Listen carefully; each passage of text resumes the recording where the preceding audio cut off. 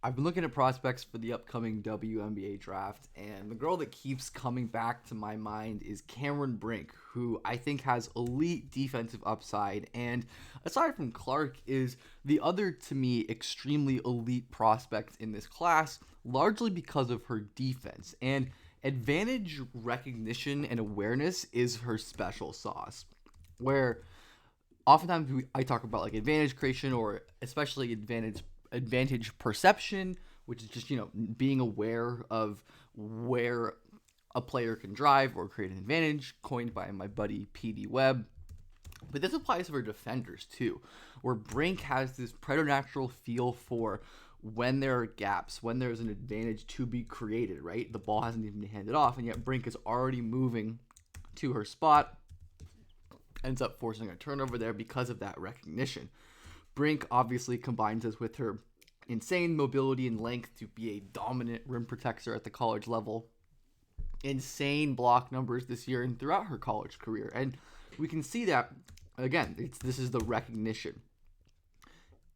Brink sees her teammate getting beat, so she slides down to cut this angle off beautifully. And I don't have an official measurement, but that wingspan is long. Brink is 6'4 or 6'5, and her wingspan's got to be at least +4, I would say. So 6'8, 6'9 would be my guess. And the way that she covers ground and space, which is so important in the modern game, and it's going to be huge for her translation to the WNBA, is an incredible skill of hers, where, again, she recognizes that her teammate gets caught on the screen, and the original screen defender is occupied with this action here. So Brink sprints down, blocks this jumper with crazy length.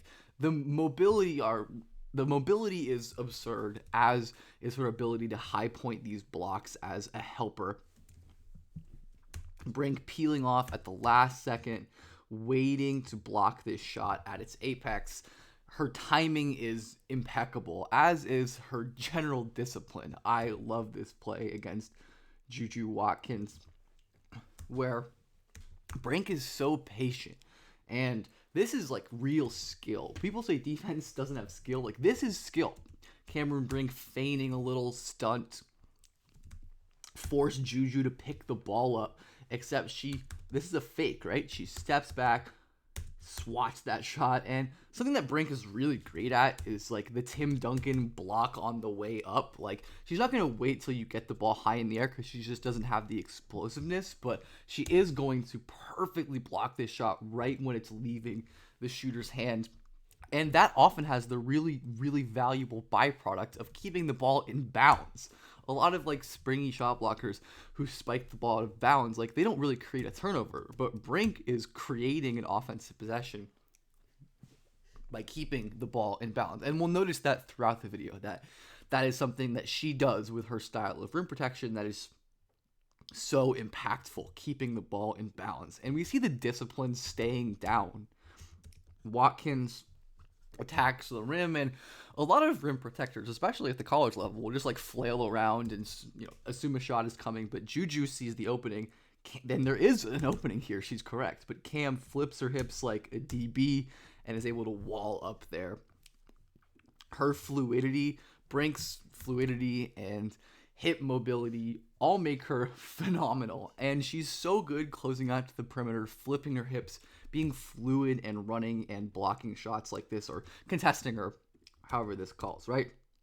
She's kind of sitting back in drop coverage, giving up the perimeter, but because of her mobility, she can close out, show a top foot, which the attacker goes at, flip her hips, keep her torso upright without fouling. And I think I cut the clip off, but she ends up getting another block there. It's really absurd. And these are traits that, in my looking back, have seen in many of the elite rim protectors to come into the league recently. Aaliyah Boston last year had this same kind of recognition where she knew exactly where to position herself, and she had the movement skill and the athleticism and the length to get there, and how to cover up these drives, basically. That recognition, I think, is a trait of pretty much all elite shot blockers, and Boston here recognizes that her teammates have given up an advantage. There's a clear lane to the bucket, but she slides down, uses her length and timing to get that block. Breanna Stewart is another one. She's probably a little bit, freakier of a mover and an athlete than even Cameron Brink, but Stewart, again, showing at the level, flipping her hips to open up, blocking with length. Like, these are the traits of elite rim protectors. Aja Wilson, who, again, gives up her top foot, defender attacks, and she's able to recover and block with her elite length. These are things that elite rim protectors of the past have all exhibited, which makes me even more confident in Brink's projection. No, I don't think she's like as freaky of a vertical athlete as Aja was, or Aja Wilson was. Her ability to like explode off of 2 feet and like block shots high up was crazy, and it still is. Obviously, she's one of the best defenders in the WNBA for a reason. But Brink's pick and roll defense is phenomenal. This is one of my favorite plays in this whole clip, where being able to play high at the level, so great pull-up shooters can't just, shoot over a drop, is key. Brink pressures the ball, forces a pass out, and she's able to slide down, recover, and block this shot, despite being the one who forced this pass with the double team in the first place. The amount of ground she covers and the amount of damage she does by herself as a singular force on defense is remarkable. Defense is a team game, much more so than offense even, but Brink can kind of be a one-man wrecking crew, or one-woman wrecking crew, I should say, in this case, where she slides down and is able to use her length. Again, that my guess 6'7", 6'8", I should have looked this up before, is really, really phenomenal. And we see similar to like the Asia plays, where she's able to close out seamlessly. This is a bad closeout. Brink is jumping at the shooter, yet she can stop on a dime and recover and ends up getting finished over here. One of, if I'm going to nitpick weaknesses of Brink's on defense, she definitely isn't the most explosive vertically. And while she's tall, she's not like upper echelon W center tall. And sometimes her lack of explosion and strength in her lower body, I think, allows her to get finished over.